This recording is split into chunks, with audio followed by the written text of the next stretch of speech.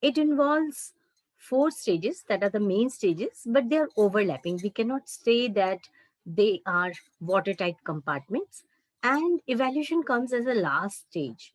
We start with the training needs analysis, then we develop the design and the real development of the package or training program, and then we move on to actual delivery. That is the third stage, and the final one is the evaluation. But we cannot say that evaluation comes just an end product. It has to be inbuilt in every other stage too. So that is what we discussed, and then we went about discussing what is evaluation. And we also differentiated between training and learning, and why training is so very important. Like, of course, if you're in an organization, you can learn by and by. But when you are into the training, then you're focused. And mainly, you are about to uh, time in a time bound manner. You're focused, you start with some objectives, and you try to attain those objectives. So this time again, we we will move on further. And in evaluation, we did the definition and the concept, why evaluation is very important. Evaluation is actually assessing the value of a training program. It's not just the financial terms, but also in social terms. There are some trainings which do not, like, they may not be sales training, they may not be focused on something which increases the skill, but it increases conceptual knowledge or understanding. So uh, especially in the public sector, where public service delivery or the service to public is the utmost important, then social terms become much more important there. And so let us move on from here, and I will share my PowerPoint with you.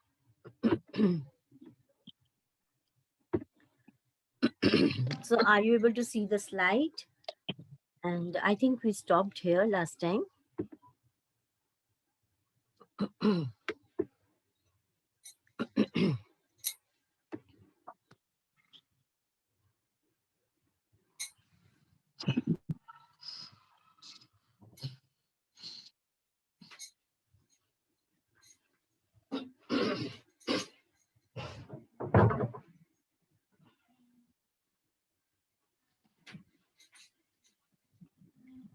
Now this slide is, friends, showing you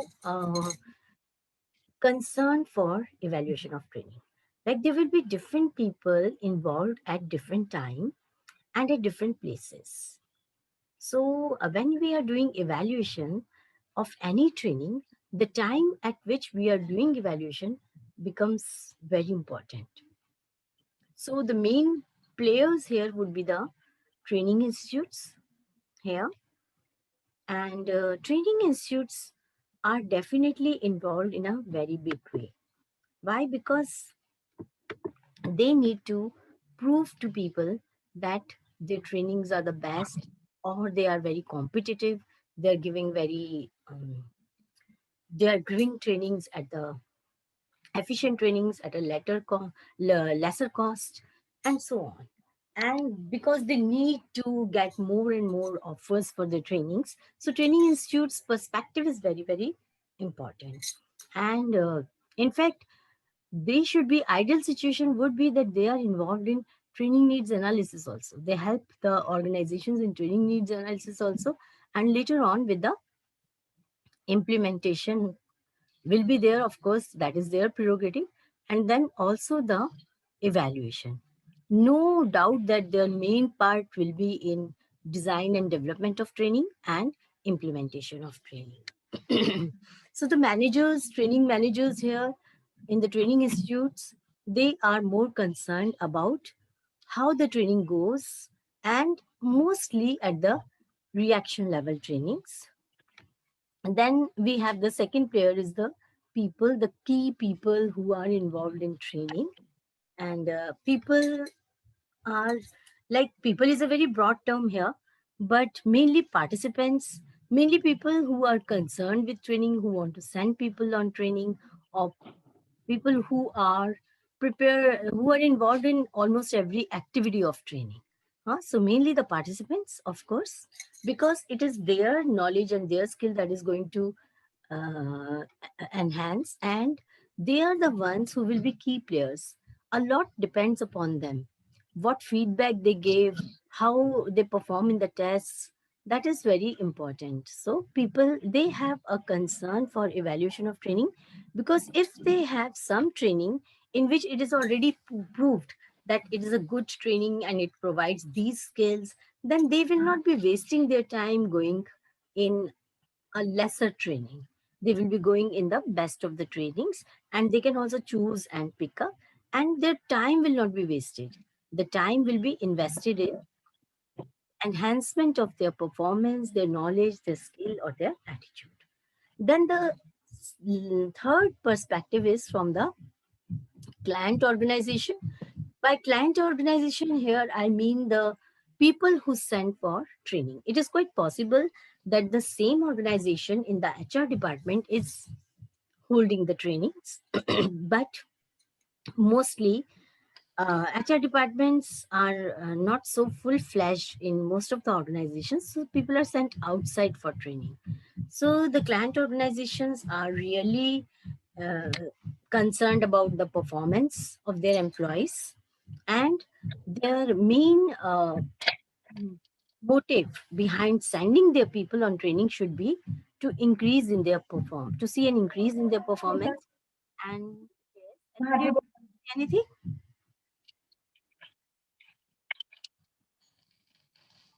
Okay, can I continue? Okay. So their main motive is, their objective is that the performance of their employees should increase. They should be gaining more, so that the performance of the organization as a whole increases. They are also concerned with the morale of the people.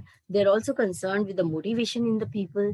They're also concerned with the with the increase in sales, lesser iteration, their image, and also their profits. So these are the concerns of the organization or the employer who sends the people.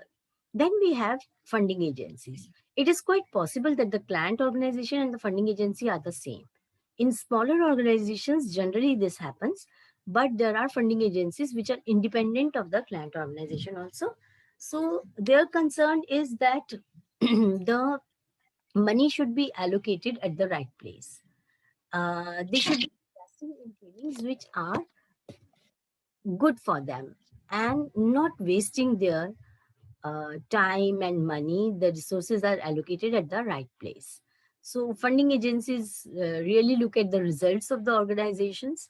They are not bothered about day to day training, but they are bothered about how the organizations are faring, how their money has been spent, has it been used for the correct places.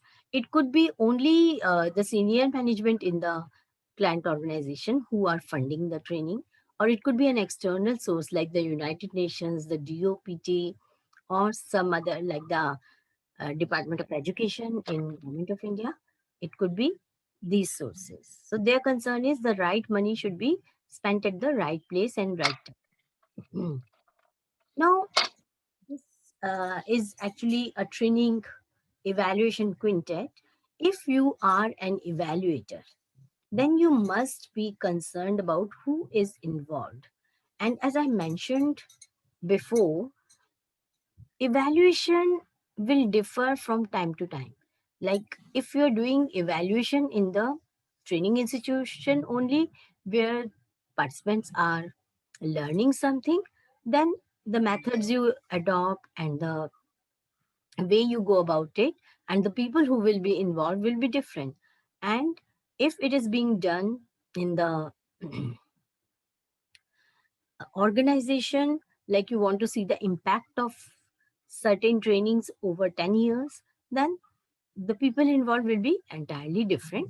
And since the time will be different at what time you're doing the training, the evaluation that would determine the content of your evaluation and the methods you adopt.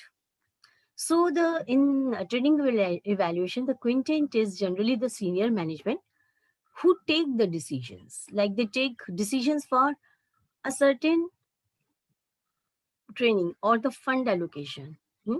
Then the line management who are directly involved with the learners. Like they are the ones who supervise the work of the officer who has undergone training or who is going to undergo training, and they are the ones who give the direct report upon the trainee. Then the training manager in the training institute, who is collectively responsible for all the trainings and what goes on, logistics, arrangement of trainers or faculty, and things like that, all the related aspects of training. And then the trainer himself who imparts the training, whether online or whether in the classroom, and then the trainee himself. So these are the main 5 people who will be in a different way involved. Hmm? Now, it is quite possible that the trainer himself could be the evaluator also, or there could be something in the somebody in the training management side only who will be the evaluator, or the senior management or the line management could hire an external party to be the evaluator. So, whoever be the evaluator, he has to take care of these 5 people, these kind of 5 people. So, whatever we did last time, this is a small slide which is just talking about that. SAT, training, internal validation, external validation. So, do you remember what is internal validation? Did we talk about internal validation last time? Anybody?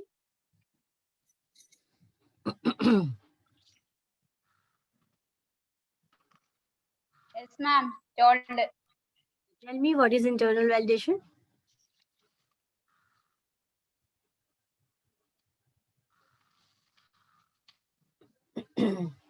Check whether the objectives are met in the training program. Wonderful. Yes. Yeah, somebody else is also talking. Now, can you tell me? Hello, sir.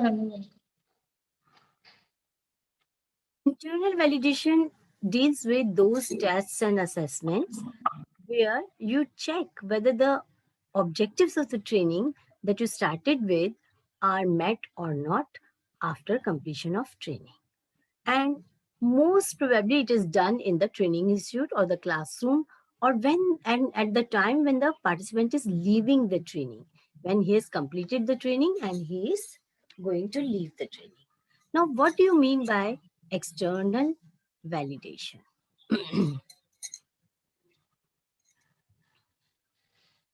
My question to you participants, what do you mean by external validation? Whether the problem is solved or the performance is improved after the training. Very good, yes. So, when we did the training needs analysis, we identified some performance problem. And when we do external validation, we try to put in tests or validation measures which gauge whether such that problem that was identified has been cleared or not, has been solved or not, and we generally gauge the increase in performance of the learner, trainee, who had undergone the training. And this generally happens at the organization level, not in the training institute. It will be the line manager, the management of the organization, and the trainee. Whereas in the internal validation, mostly the trainer and the trainee are involved. Mhm. So, what is evaluation? Is evaluation a separate term, or does it encompass both the two things?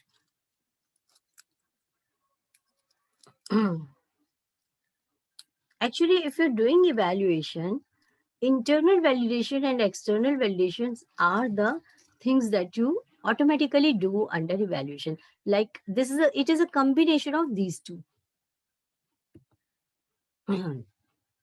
What are the points at which evaluation is done? Did we discuss this?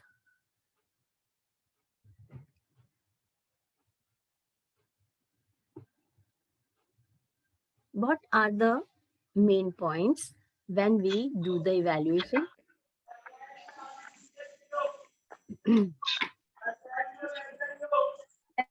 That's why we should evaluate the training. That's the madam. That point has Points at which evaluation is done. Did we study this last time? I think maybe I haven't done that yet. I think now we will do this points at which evaluation is done, effective and efficient training, and principles of evaluation. Did I discuss the principles of evaluation with you? No, ma'am. Just check out what all did we do. Okay, I don't think we did that. I will share another PowerPoint with you now.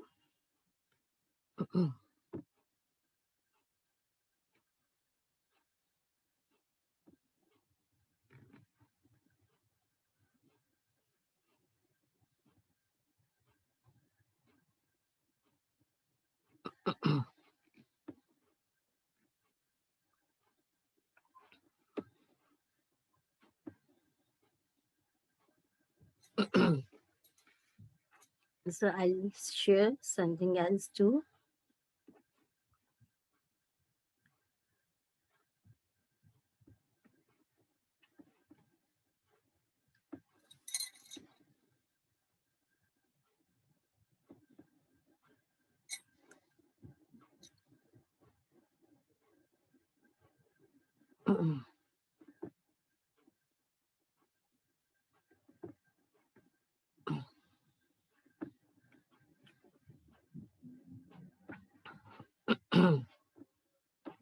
Allow me to share something else with you.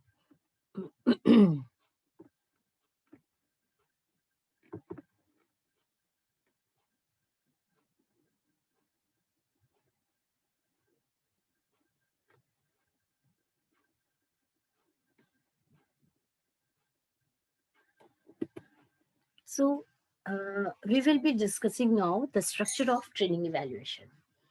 And the structure of training evaluation involves 5 basic points at which we can evaluate. That is, we can measure, assess, or reach our judgments about the training, whether the training course is okay or not. So, what are these points? You can see in this slide. And the points are like this. First is before the training even begins. Now, before the training begins, the time gap could be much more, like it could be 2 years, 1 year, 3 years, when you are doing just the training analysis. And it could be also just before the training begins, that is on the D day. So, what we do when we enter the training, generally, participants are asked their expectations from the course. And you can give them a entry behavior test also to check their entry behavior. Here, when I say behavior, I mean knowledge, skills, and attitude. So, you can give them a small test to know their level, how much do they know, and you can make your plan how to go about the training. Or this could be done even before the training begins. In some of the trainings, we give distance learning material also, so that participants read that and come prepared. So they are at par. Some people will be knowing the basic concepts, some people will not be knowing the concepts. So what do we do is we try to give them some material which they go through, and then all the participants start with the same entry behavior. So entry behavior is the behavior at the time of entry into the training. So this is the first point where you can do evaluation. You can give them a test to see how much do they know. And if you need, you can adjust your objectives also. You can review them. Maybe they will be needing something more, something extra, or maybe you can eliminate some of the topics if they already know about it. Then during the actual training. So when we are doing the actual training, at this point also we can do, you will be, now here the assessment would be of different types. It could be formative or summative. When we are doing formative, generally it is informal, and it could be like just asking questions to gauge how much the participants know, to take their feedback, to know, to get to know that whether they are understanding or not, whether the pace of the training is all right or not. So this kind of thing can be done during the training, or there could be a series of modules which the trainers have to pass, which the trainees have to pass, so that they can go to the next module. So that would be during the training itself.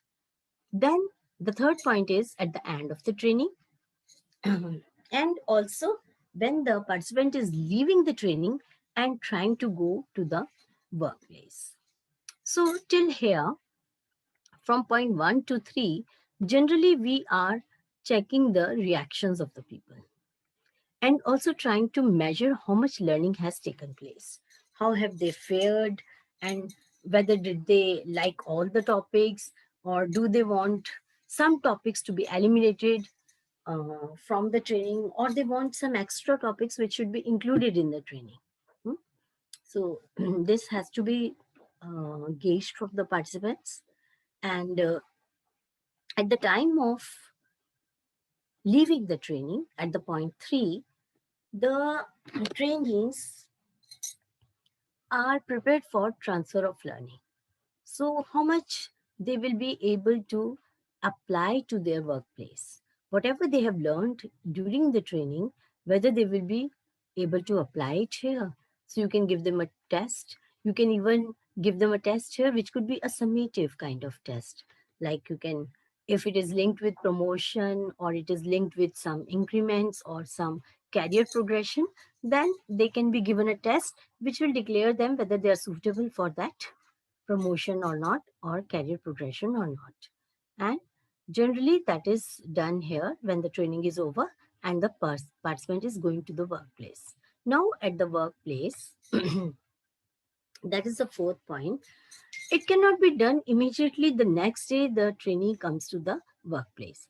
It has to take some time, 2 months, 3 months, 6 months, depending upon the kind of work, the kind of knowledge he has gained, or the kind of skill that has been acquired. Because to apply that knowledge, it will take him some time. And then whatever evaluation we do, whatever assessments we do in the workplace. And that is definitely the external validation measures here. And external validation measures are done on trainings which are already internally validated. If the training itself was rejected or was not found good, then there's no point in doing an external validation. So generally, when the a training has been proved successful, then we do the workplace evaluation. And this could be like 3 months. Maybe you can give them some more time. You do it after 3 months, then do again after 1 year, when they have practiced it and they have already like you learn in something in the training institute in an accelerated way. But when you come back to work and apply it, you try to get insight, like you get insight into the real application of that knowledge. So after 1 year also, and it could also be linked with the career progression. Mhm. Then it could also involve impact analysis at the workplace. The organization could see what over the years, by their annual reports or their financial statements, how much their training has helped the workforce. It's not just one batch now, it could be, say, 20 batches have undergone that training, and the what is the increase in the organization's performance. Has the trainee really impacted its performance or not? That is done in the impact analysis. And then the fifth point is, maybe when the person is leaving the workplace, maybe he's going to another workplace, and What kind of a person has he become? And here, even if he's not joining another workplace, he is coming back to the society, then what kind of a person has he been created? Is he a robotic kind of a person who is just concerned about the work and his own excellence? Or is he good enough around all-round personality who can contribute to the society also? So an evaluation is done at this time also. And for the fourth and fifth stages, and some part of the third stage, the main concern of evaluation is to check on the behavior and the results that are achieved. So how the performance has increased and how the organization has benefited. So these are the 5 points at which we can measure, assess, or reach judgments about evaluation, about the trainings. Now, there's a very, very important thing which we must keep in mind as evaluators. There are some factors, that create difficulty in evaluation. It is easy to do training needs analysis. It is easier still to do design and develop a training program. It is still easier to conduct the training, impart the training, talk in the class, use the methods, use the facilities provided in the training. But evaluation has some factors that are creating difficulty in evaluation. One thing is it is not immediate. Time scale is one thing that is very important in evaluation. Evaluation cannot be done immediately after the training has taken place. It needs time. It needs time for the results of the training or for the effects of the training to dawn upon the individual. And then it could be, it depending upon the kind of training, it could be 3 months, 6 months, 1 year, 2 years, and so on. Then there could be conflict between need to allow time for the effects of training to become apparent and for evaluation to take place as soon as possible after training to minimize the effects of contaminating factors on the results. What are contaminating factors? I will discuss a little later, but there are some factors that try to lessen the effects of the training on the person. So we have to strike a balance. And there's always a conflict between need to allow the time for effects of training to become apparent, and also it should not be so long for evaluation to take place that the factors which lessen the effect of training dawn upon him. So there you have to strike a balance. Now, I mentioned contamination. Now, what can be contaminating the effects of the training?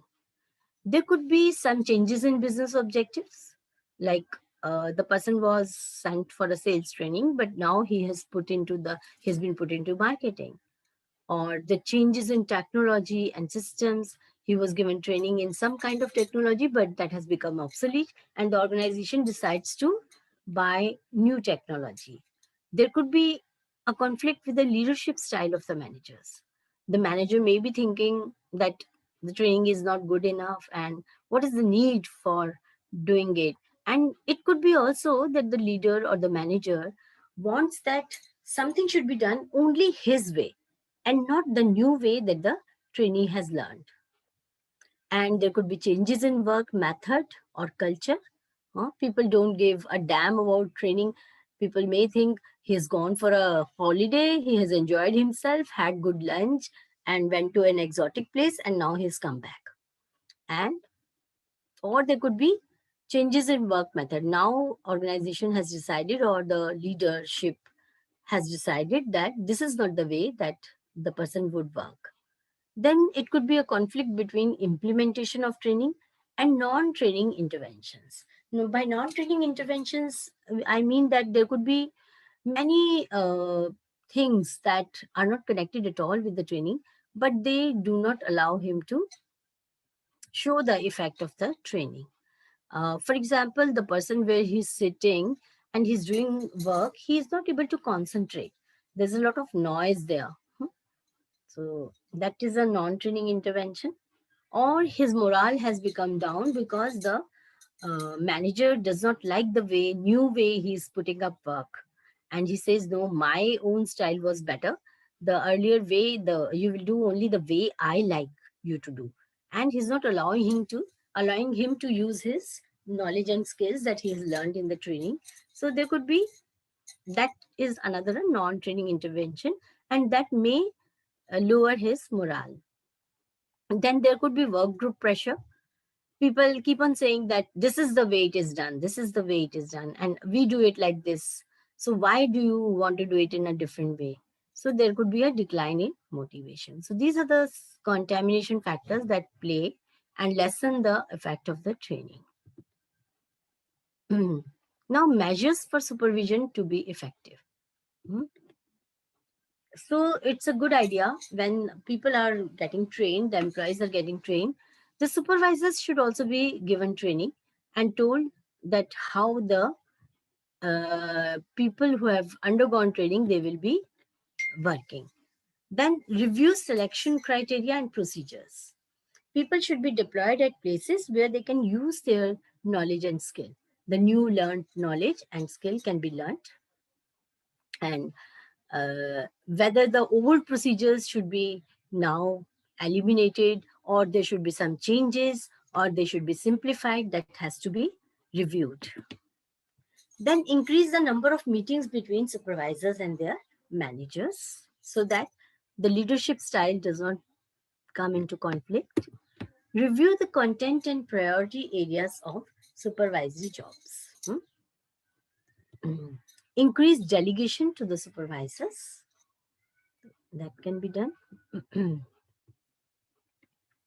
Now, there are factors that create difficulty. That is, another one is management support. Till now, I have talked about time scale and contaminating factors, and now management support.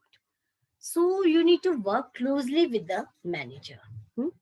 And because we depend upon them for resources, and they judge the effectiveness of training, and they also they have to be told, and they have to be also consulted about the levels at which evaluation is to be done. Then arrange for performance data required by you. How the people are. Here you means the evaluator. If you are evaluating, then they are the people who will arrange the performance data. And then reaction to findings of evaluation. Now, there could be some things that may not be pleasant to them, so they may have a negative reaction. So that is why you need to work closely with them, because you depend upon their reaction also. Now, there are, friends, two factors which are crucial in evaluation of training. On the x-axis, you can see investment of appropriate resources, that is the resources. Resources are important, and increase in the performance.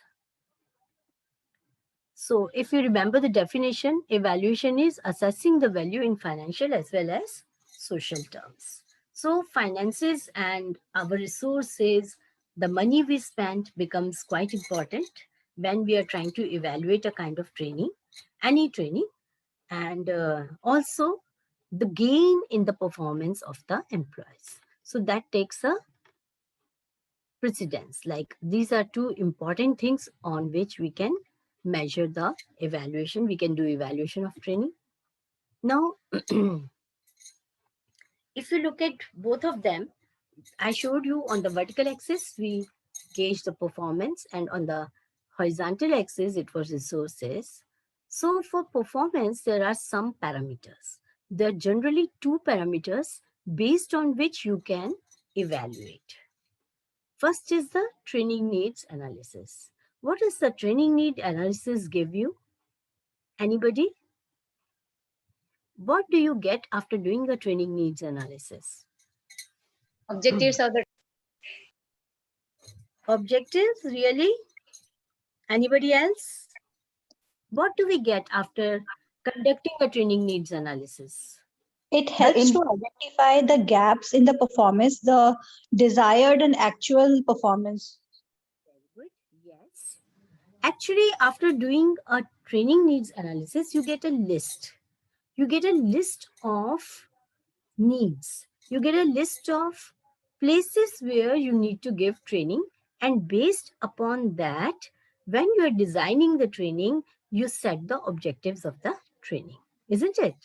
So that gives you a list of needs or the gaps in performance, and based upon that, you identify what kind of trainings do they require. And then the other thing is the standards. Standards are actually how much is the current level of performance and what is the performance that we want in our employees. It is quite possible that you may increase the standards, like say if you gauge, somehow you find out a method to gauge the performance of the employee, and currently it is say 10%, and you want your employees to become 70%. So you measure that according to the training, like whether the training is providing us 70% or not, or do we want 100%? How much is the training able to provide? If there are two trainings, you are able to compare them and see whether it matches our standards or not. Does it match our standards 100% or 70% or 60% or 80%, depending upon that. So when we are measuring the performance, we can measure it on two parameters. One is the thing we started with, TNA, and the desired standard that you have kept. Then when we look at the resources parameters, resources could be in terms of costs. For example, the trainings, there are two trainings. One is less costly, but giving you the same standards or same your needs are being met. Then definitely you will go for the training which is costing you less. Time. The training is for 1 week or 2 weeks, 2 days, 3 days. Some trainings will be able to teach you just in 2 days what you would learn over 5 days. The facilities, whether it is good, conducive to learning or not, and the faculty, what kind of faculty it is. So these are the parameters on which you see the resources, your costs, time, facilities, and faculty. So performance parameters, in performance parameters, we have TNA, consultancies, and they have three key factors. Environmental, motivational, and behavioral. We are more or less concerned with the behavioral factors, and that is increase in knowledge, skill, and attitude. However, environmental factors may be lessening the effect of the training, or maybe creating problems in the performance, and motivation may be low due to, say, less salary, which has nothing to do with the training, or which has nothing to do with the skills they need to learn. So motivational, environmental are also there. So these are also have to be seen. When you're studying the standards, then you have to provide a criteria to judge, like the performance objective. What a person is doing in clear, unambiguous terms that feature one activity related verb. For example, the person types at 40 words per minute. But you want your objective has to be 80 words per minute, and you want to give him a training. So your performance objective will be that the person should be able to type in 40 words per minute. Now, performance criteria. Significant features of a person's performance that determines their competence. For example, if he is able to settle 50 TA bills in 1 week, then he is competent. Okay. Or you can put any criteria that is relevant to your organization. If he is able to call in marketing, say 20 customers in a day, and that could be the performance criteria. Or maybe he can solve say 15 customer complaints in a day. That could be your criteria. You can set your criteria according to the work that the person does. Now, I showed you this slide, performance versus resources. On the x-axis, we have resources. On the y-axis, we have performance. Now, it could be possible that no training has been given to the employees at all. But it is not possible that they would have zero performance. They would still be performing somewhat, and even when there's no training, they have some level of performance here. But what you want to do is you want to achieve this level of performance. That is your desired standard of performance.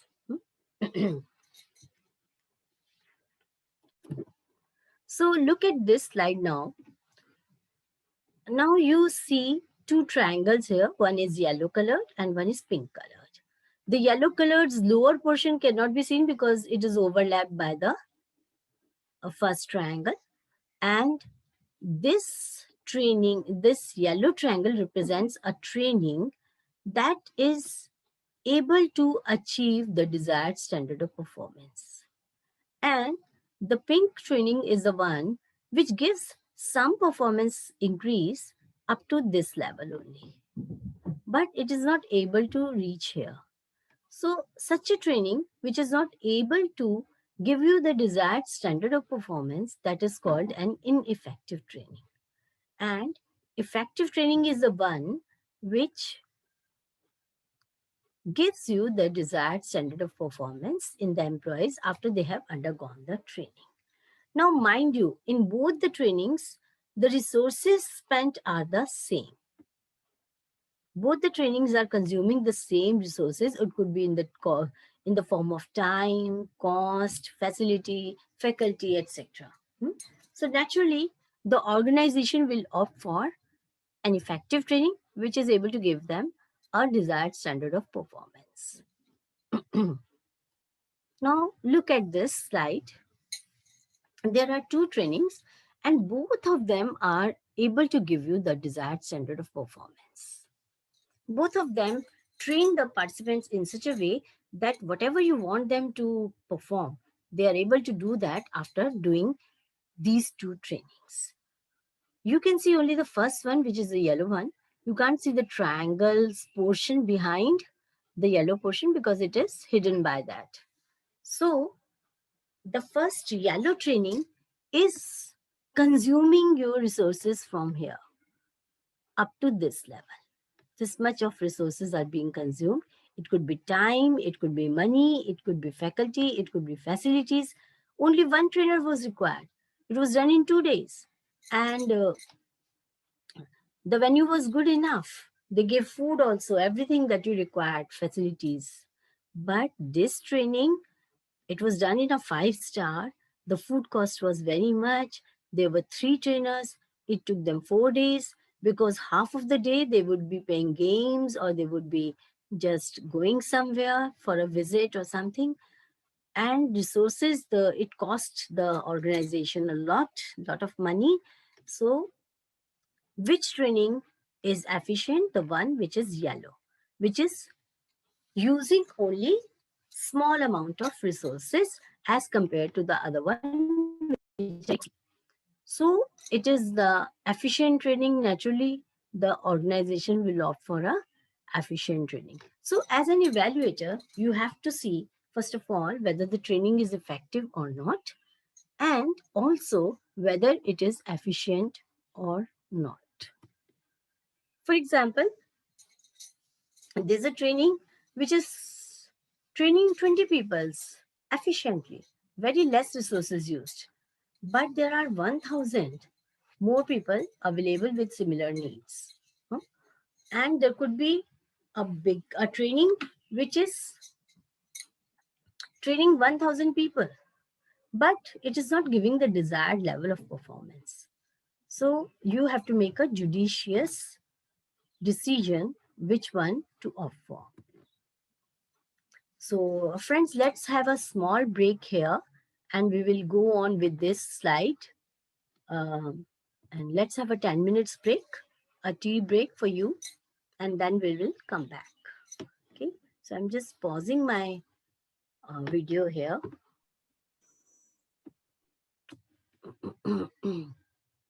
And we will come back after 10 minutes. It's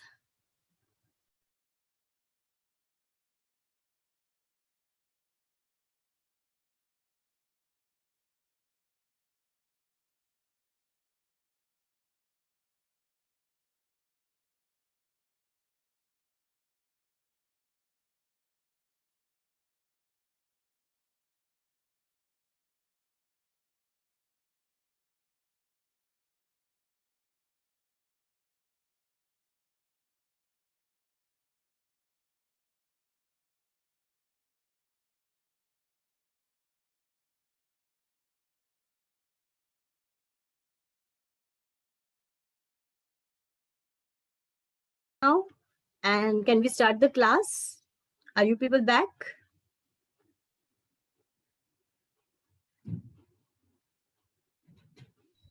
Yes, madam. All right. So we'll start the class now, and I will continue from where we left. I will just share the screen again.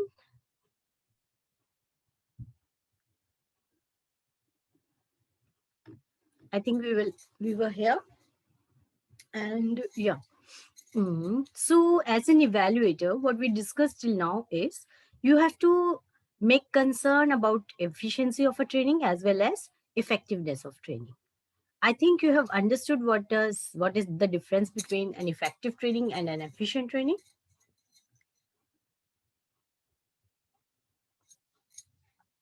Mhm. What is an effective training and what is an efficient training?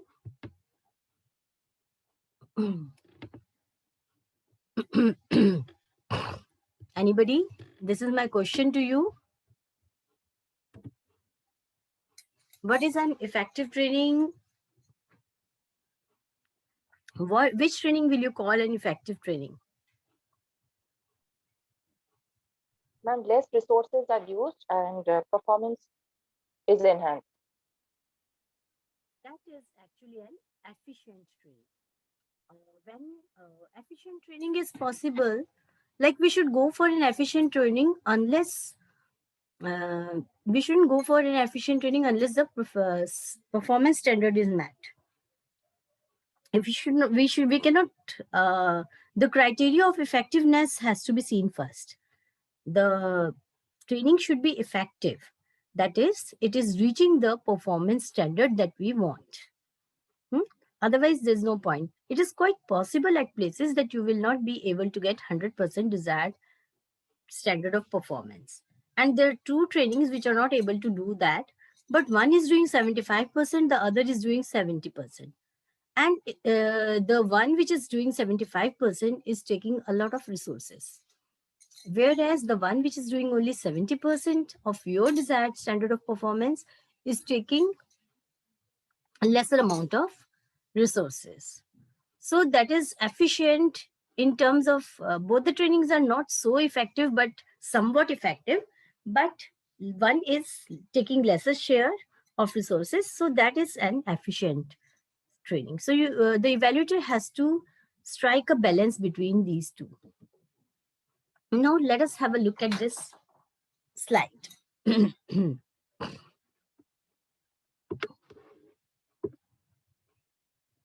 Actually, our aim should be, every organization's aim should be continuous improvement in performance after completing the course. So this slide shows actually a learning curve, which does not start from zero because we presume that the participant, this is for an individual, the participant will have some knowledge, skill and attitude and has some performance level at this point, and his performance increases as he works in the organization, and he has reached this standard after working for some time, and now we want to accelerate his learning. So we sent him to a training course, which is represented by the yellow square, and he undergoes training here. His performance level has reached a new height, and when he comes back to the organization and applies whatever he has learned in the training, that keeps on increasing with experience gain and applying the knowledge of the training, the new learning. And mind you, like people mostly, when they apply this knowledge, they tend to learn new things on their own also. But there comes a time when the participant uh, starts using the same things again and again, and his performance now, after reaching this level, probably it could be any level, and now it becomes stagnant at this. So that could be a time for remedial learning or new training or some extra training, or revisiting the course, and so that his performance increases even after that. Now let us look at some of the principles of evaluation that are available. Now when you go for evaluation, the first thing is whether you are a trainer or you are a consultant evaluator, but your job is to do the evaluation, then you must be clear about the purpose of evaluation. Why do you want to do the evaluation? That should be very clear. By purpose, I mean, do you want to measure the knowledge, skill, attitude, the behavior, or do you want to see the impact of training on the organization, or do you want to just see how the participants have reacted to the training? A good evaluator must demonstrate objectivity. And for this, he should start with measurable standards of assessment. He should have some standards of assessment that these are the standards on which I will be evaluating whether the training, you will have to look at the objectives also, and whether the training has been able to achieve this or not. And you should be able to gauge that. That means you must know the performance level even before the training began. Valid and reliable research instruments. You can take well-known ones, like if you take a questionnaire, take the ones which are already being used. Then you should have a detached analysis and interpretation of data. You should not modify data or modify the analysis according to what you want, but it may turn out to be something else which you desire.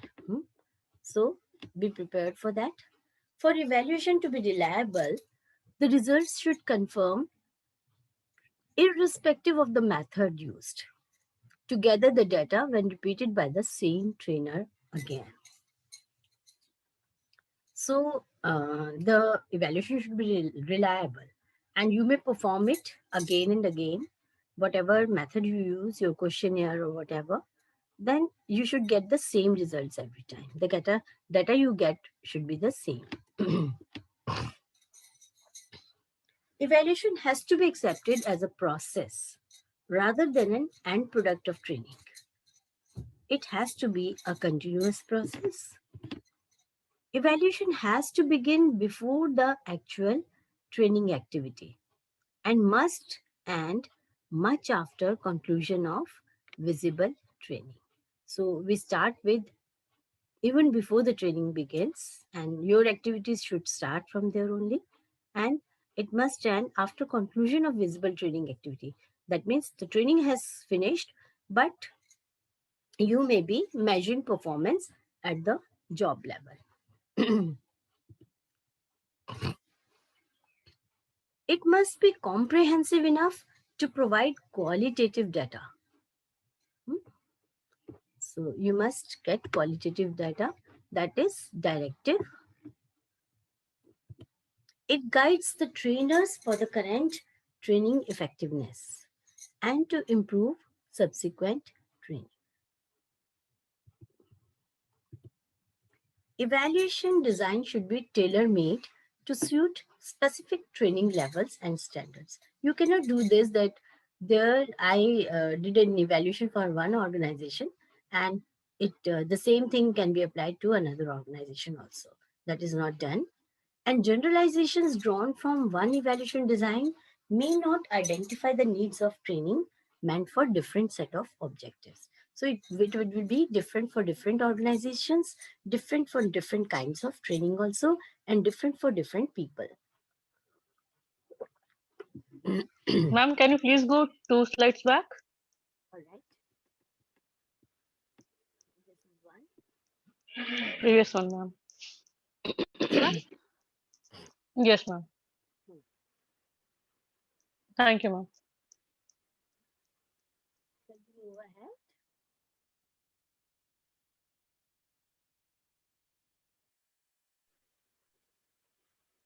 Done, ma'am. Thank you.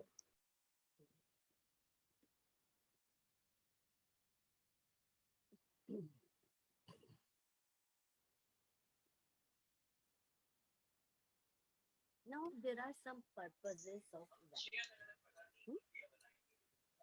The evaluator must have the definite purpose and you can choose any of them for your particular evaluation. One purpose is learning processes, evaluating the learning processes, whether the process used for learning is okay or not, conducive to the participants' age, participants' maturity level, participants' hierarchical level, participants' previous knowledge, etc. The purpose too is it could be to prove learning, and it is a very prominent purpose for trainers and training organizations where they have to prove their training. Then the other purpose could be to improve the training, to improve the performance of the participants, to find out the reasons where why improvement has not been done or how that can be improved. And the last purpose is monitoring. Monitoring, that means overall control. This is actually a model. Excuse me, ma'am. Yeah. Can we just go back to the last 2 slides? The 8th and 9th point of principles and the next one.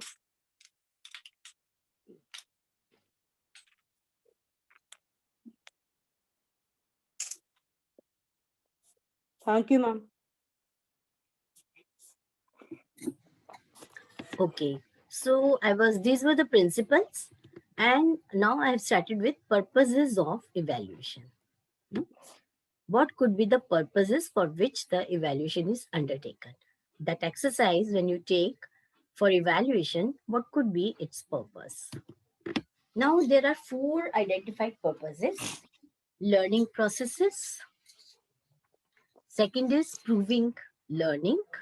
Third is improving.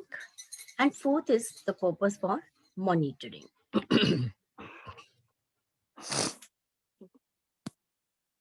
Actually, what you see on the screen now is a model that has been made by Mark Easterby Smith in 1994 in his publication called Evaluating Management Development, Training and Education. He prescribed this model. Actually, this model has been modified according to our needs in India. And the monitoring, the circle that you're seeing in, or oval that you're seeing in monitoring, used to be a separate circle here. So there were 4 circles: learning, proving, improving, and monitoring.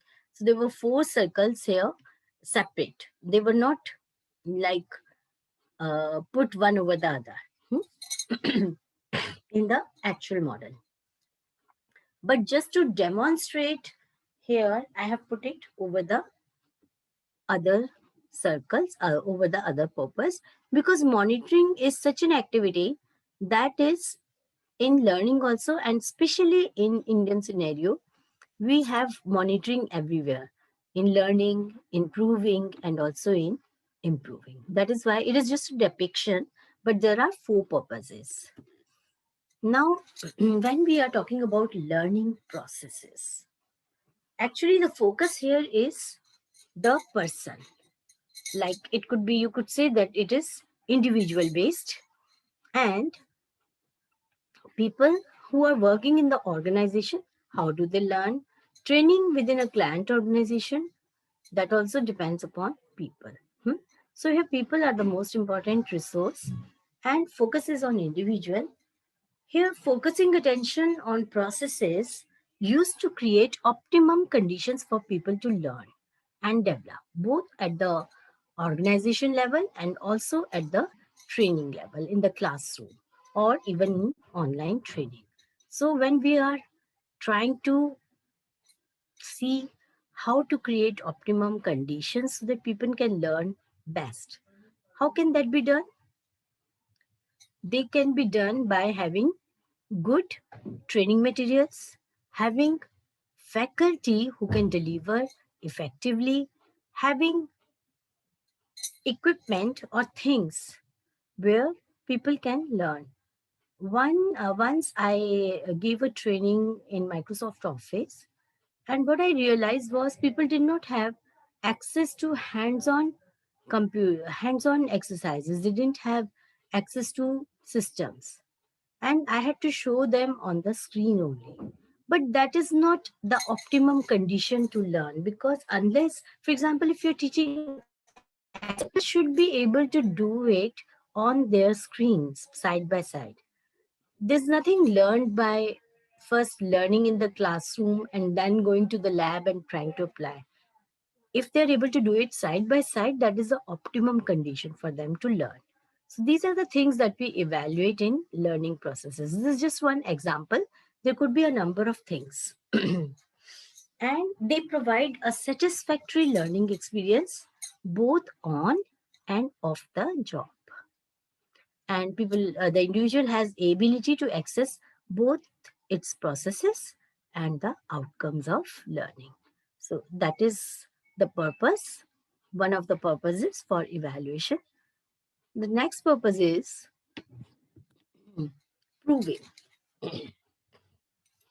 As I mentioned earlier, it is actually the main concern for the training organization and also for trainers, because they are concerned about making people learn effectively, and they are concerned about proving that they are giving good trainings, and they consume a major portion of resources or funds that are provided for their professional services, and they have to show to the client that their trainings are the best, and so that they keep on getting business, so that people keep on sending people to them for training. And it could be within the public sector also. Now here focus is on performance during the training, and it could be like proving is not just restricted to training institutions. It could be proving in the job performance level also, because there you prove that a training has done well. Academically, it might be a very good training, but when the person comes to job and applies the learning there, it might not be so effective. Like he may be at a loss how to apply that training, how to transfer that learning from training institution to workplace. Again, the focus here is on performance. For the training institutions, the performance during the training and at the end of the training.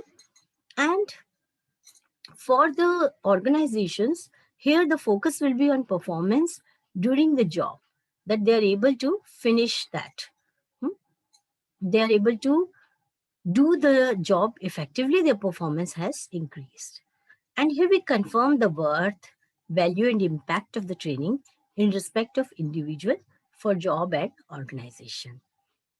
Now here resources are being used for the satisfaction of their client, because their existence and development depends on the continuous supply of training for the training institutions, and even for the organizations, that they have spent the money rightly and they are able to send the people for the right activity, for the right training, and they also prove they have value for activity also.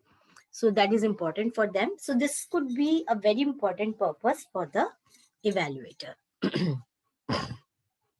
The next purpose for the evaluator is improving.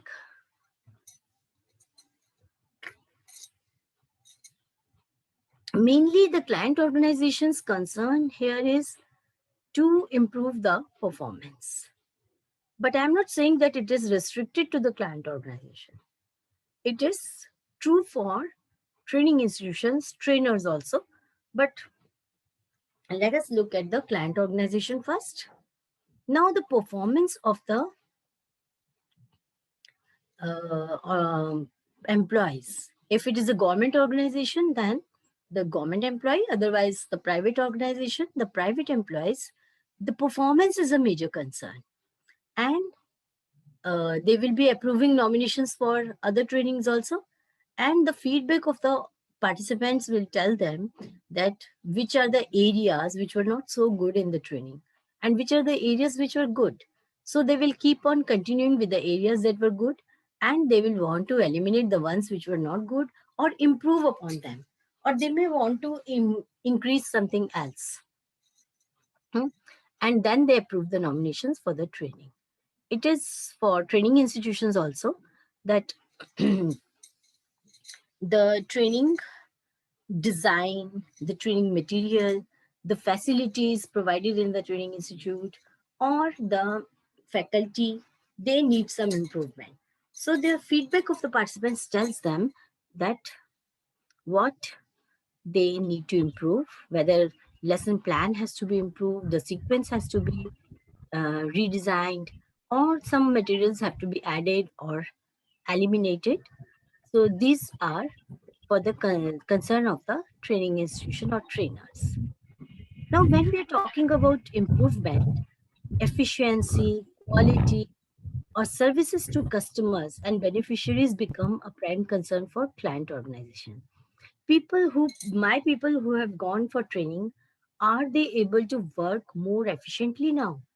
Are they providing better quality of services to customers and beneficiaries? These are the questions that the evaluator has to ask, and how that can be improved.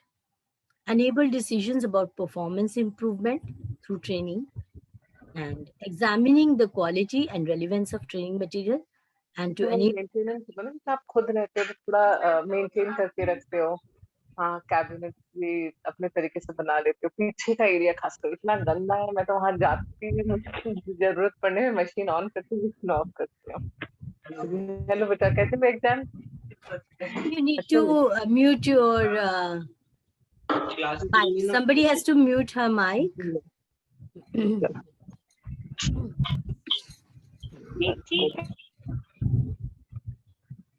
So here the concern is examining the quality and relevance of training, and to enable effective decisions to be made about performance improvement initiatives. So this is the purpose of improvement. And let us come to the next purpose. Monitoring. Actually, monitoring necessarily means allocation of resources, allocation of funds to support the training. Now, should we go in for a training in Goa at a 5-star hotel? If the headquarters in Delhi, should the organization decide for training in Goa at a 5-star, because add to your funds, travel expenses, room rent, facilities of the hotel, etc. And naturally the faculty, amount of money given to the faculty. So this has to be made judiciously. Are you getting in return the things that you require? And it also offers access to an increasing variety of resources. What are the resources that can be used if you do this evaluation with the purpose of monitoring? And then you ensure effective, efficient, and competitive use that is made of available resources. And budget is always a problem in most of the organizations. And sadly, the training gets the least importance. And the budget made available for trainings is the last thing that the organizations do. So budget has to be, and that is an important part of training. Where evaluation, monitoring is one purpose which is concerned with almost all the um, perspectives, like the training institution also, the funding agencies, mainly their concern is monitoring, the grant organization also, and so on. And then it also includes managing information, that is through a TMIS, Training Management Information System, which gives you fields for all the resources, like you can have fields for faculty, for training materials, for best practices, etc. And it could be regarding monitoring, regarding implementation of government policies. There are some trainings which are a must. For example, the gender training, or training on POSH. That is the directive from from the government that all the private organizations also have to give that training. And monitoring generally includes obtaining information, like collecting the information, collecting the data. That is what monitoring actually means. And you need to obtain information regarding effective use of available resources. So that could be a purpose of evaluation. So we have talked about 4 purposes. Now, can somebody speak out which 4 purposes we have talked about? What are the 4 purposes? It is learning process, proving, learning, improving, and monitoring. Yes, learning processes, and proving, and then improving, and the last one is monitoring. So these are the 4 purposes with which an evaluator can undertake evaluation. It is much wiser to go with one purpose only, because then if you go with a more than like, if 2 purposes are there, that is okay. You want to prove and also improve, that is okay. But you do monitoring also, and you do all the other 3 also, then it becomes a very gigantic task, and really very difficult to do. So the evaluator should be very clear. Whenever you take up a consultancy on evaluation, then you must discuss this with the management, that what do you want to achieve after the evaluation. So what will be the purpose of evaluation when you go about such an assignment? So we have discussed the purposes, we discussed the principles, and we discussed the 5 points on which evaluation can be done. So I think we should stop here now. It's 1:30, and from here onwards, I will start the next session. Let us have a, before I close, let us have a look upon a tool that is called the Training Management Information System. That is a very good tool to use for monitoring, and you can develop that. If you do an evaluation for an organization for the purpose of monitoring, you can suggest them to develop this if they do not already have it. You can monitor the costs, you can have common interest networks, you can have resources and support services, like you can have people who will do cyclostyling so that you get the material at the time. You have people who will develop the material, develop movies, etc. for you. Then you can have centers for excellence. You can develop and share training packages with other institutions, or whatever best thing is available. Projects for continuing professional development that can be looked upon. Better communication with funding agencies. So these are the things that you can do. So let us stop here, and we will start with types of assessment in the next session. So I'm just closing my video now. And any questions today? Before I close my video, you're welcome to ask me any questions. Then we will close the session after that. Ma'am, Soumya here. Yeah. Ma'am, so far in this session and in the previous also, we have came to know about what is evaluation, what is this, what is that. Ma'am, in the upcoming sessions, are we going to know more about how it is done specifically? Yes, definitely. We will discuss the types of assessment. If you know the types of assessment, you can apply them. We will discuss the different tools for doing evaluation. Then we will discuss the ready-made models that are available. So you can use a model and do the evaluation. Okay, ma'am. And one more thing. In one of the slides, you were telling ki evaluation starts from the moment the learning part has begun. Like from day one is like your evaluation Even starts. before that. Even before that. Okay, ma'am. Like from 5 TNA, point slide, you mean to that say. is an important slide, the 5-point slide. I think the ISTD will be sharing all the PowerPoint with you. So you can have a Yeah, look ma'am. at. Yeah, ma'am. I want to ask that if you're saying that evaluation starts from day one or even before that, so like if you are teaching us these sessions, so what is your personalized evaluation? What you are like as a trainer or teacher or a professor? What you are evaluating? What are your inputs? Like, I keep on asking you questions. Do I? Yeah, ma'am, regularly. So informally, I try to gauge your understanding. For example, for effective and efficient training, when I asked you a question, you were all silent and hardly one person could pinpoint what is the difference between effectiveness and efficiency of a training. So that is Yeah. how I evaluate you. And here the time is not so much, like I can't do it because this is also online and I have to finish the course in a stipulated time. So like not so much, but it's only during the training that I'm doing. I didn't do any evaluation before the training. But I knew that you have the books and everything. So I custom made my sessions to suit your syllabus. That is the evaluation I did before that even this lesson started. Like not today's lesson, the first session started. So what I did this research and I custom made the sessions. I'm not teaching evaluation in this way to everybody. When I take regular sessions of evaluation of training, that is quite different. But these slides and these my inputs are based upon what you require for your examination and for your ISTD diploma. So Okay, that ma'am. was So my here you evaluation. mean to say that evaluation here, in your point of view, is more a process based here. The process is being evaluated Definitely. already by you.